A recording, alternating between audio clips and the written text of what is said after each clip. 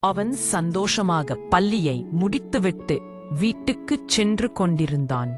அவனுக்கு வீட்டில் காத்திருக்கும் அதிர்ச்சி பற்றி எதுவும் தெரியவில்லை. அவனிடம் எப்படி இந்த விஷயத்தை சொல்வது என்று அப்பா கனத்த இதயத்தோடு அமர்ந்து கொண்டிருந்தார். அவன் அப்பாவிடம் சென்று, ஏன் அப்பா வருத்தமாக இருக்கின்றீர்கள் என்று கேட்டதற்கு, அப்பா தனக்கு வேலை மாற்றி ஏற்பட்டுள்ளதாகவும் அதனால் உனது பள்ளியை நம் மாற்றப் போவதாகவும் கூறினார்.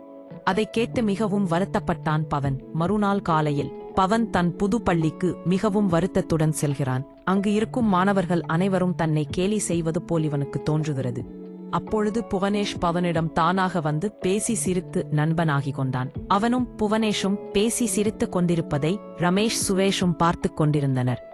அவர்களுக்கு இவர்கள் நட்பாக இருப்பது பிடிக்கவில்லை. பிடி சார் டென்னிஸ் போட்டிக்கான பெயர்களை எடுத்தார். அப்போட்டியில் ரமேஷும் சுரேஷும் ஒரு அணியாகவும் பவனும் புவனேஷும் ஒரு அணியாகவும் பெயர் கொடுத்தனர். பிடி சேரும் அந்த பெயர்களை எழுதிக் கொண்டார். பிடி சார் அங்கிருந்து சென்றவுடன் இரு அணிகளும் போட்டிக்கு தயாராக என்று பேசிக் கொண்டனர்.